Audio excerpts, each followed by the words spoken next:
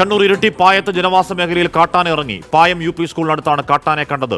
ജാഗ്രതാ നിർദ്ദേശം നൽകിയതിന് പിന്നാലെ പ്രദേശത്തെ സ്കൂളിന് അവധിയും നൽകിയിട്ടുണ്ട്. അരുൺ പൂപ്പറമ്പ സംഭവ സ്ഥലത്ത് നിന്ന് ചേരുന്നുണ്ട്. അരുൺ, ഈ മേഖലയിൽ തന്നെ കാട്ടാന ഉണ്ട് എന്ന് തന്നെയാണോ നാട്ടുകാരുടെ പേടി? അതിനെ തുരത്താൻ എന്തെങ്കിലും നടപടിയുണ്ടോ അരുൺ? അഷ്മി, ഞാനിപ്പോൾ ഉള്ളത് കണ്ണൂർ ഇരിട്ടി പായം എരുമത്തടം എന്ന് പറയുന്ന പ്രദേശത്താണ്. ഇവിടെയാണ് ഞാനിപ്പോൾ നിൽക്കുന്ന ഈ സ്ഥലത്താണ് രണ്ട് കാട്ടാനകളെ കണ്ടിട്ടുള്ളത്.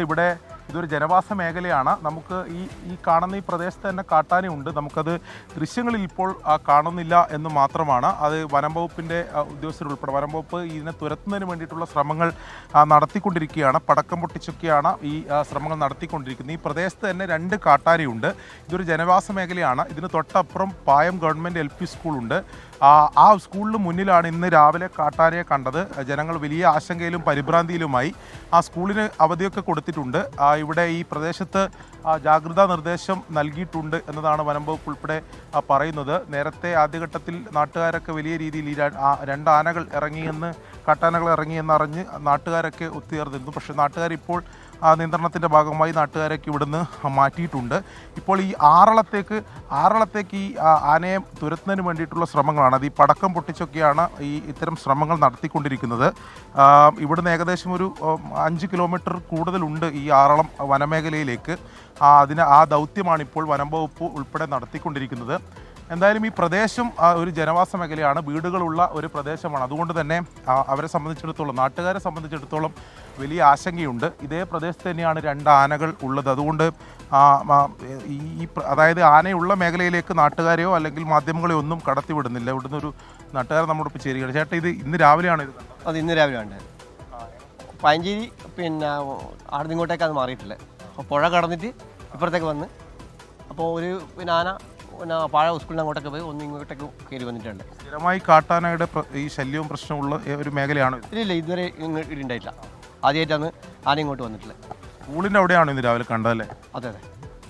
പുഴയിൽ നിന്ന് ഇങ്ങോട്ടൊക്കെ കയറി. അപ്പോൾ പുഴയിൽ അക്കരെ ഏതോ സ്ഥലം വനമാണോ?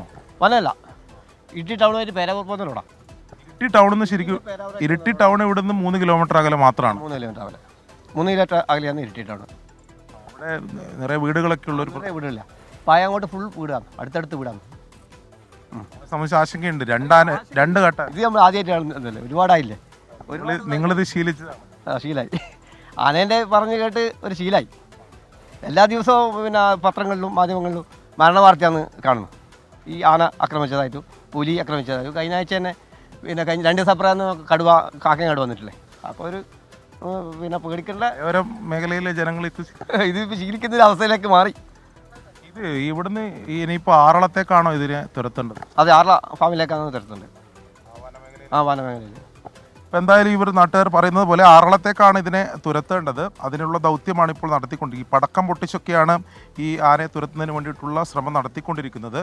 പക്ഷേ ആന പൂർണ്ണമായും അങ്ങനെ ആ വനമേഖലയിലേക്ക് പോകുന്നില്ല. അതായത് പലയിടങ്ങളായി രണ്ട് ആന പല സ്ഥലത്തായി മാറിക്കൊണ്ടിരിക്കുന്നു എന്നതാണ് വനം വകുപ്പിൻ്റെ ഉദ്യോഗസ്ഥർ ഉൾപ്പെടെ ഇവിടുന്ന് പറയുന്നത്. എന്തായാലും ആ ദൗത്യം ഇപ്പോഴും നടന്നുകൊണ്ടിരിക്കുകയാണ്.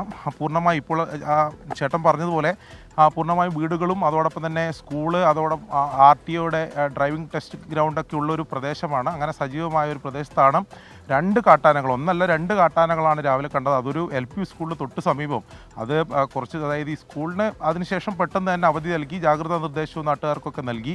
അത് ഈ സ്കൂളിൻ്റെ പ്രവർത്തനം തുടങ്ങിയതിന് ശേഷമാണ് അങ്ങനെ കാട്ടാന വന്നതൊക്കെ ആണെങ്കിൽ വലിയ പ്രശ്നങ്ങളൊക്കെ ആയേനെ. എന്തായാലും അത്തരം സാഹചര്യത്തിലേക്ക് പോയില്ല. പെട്ടെന്ന് നാട്ടുകാർ ഇത് കണ്ടതിനെ തുടർന്ന് വനം വകുപ്പിനെ അറിയിക്കുകയും പോലീസും കാര്യങ്ങളൊക്കെ ഇടപെട്ട് ജാഗ്രതാ നിർദ്ദേശമൊക്കെ നൽകിയിട്ടുണ്ട്. എന്തായാലും ഈ ആറളത്തേക്ക് ആനയെ ഈ കാട്ടാനകളെ തുരത്തുന്നതിന് വേണ്ടിയിട്ടുള്ള ശ്രമങ്ങൾ ഇപ്പോഴും നടന്നുകൊണ്ടിരിക്കുകയാണ്.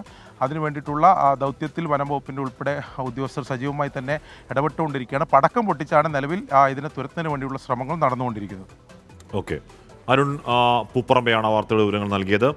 എൽദോസ്, അമറിലാഹി, മണി ഏതാനും ദിവസങ്ങൾക്കുള്ളിൽ ആന ചവിട്ടിക്കൊന്ന 3 പേരുടെ പേരുകൾ പറഞ്ഞതാണ്. ഏതാനും ദിവസങ്ങൾക്കുള്ളിൽ മാത്രമാണ് കേട്ടോ. അതിനുശേഷം പിന്നെയും കാട്ടാനയും പുലിയും കടുവയും ഒക്കെ ഇറങ്ങുന്നു. ഉണ്ടാകേണ്ട പ്രതിഷേധം ഏതെങ്കിലും കോട്ടലിൽ ഉണ്ടാവുന്നുമില്ല. അത് അത്ഭുതകരവുമാണ്.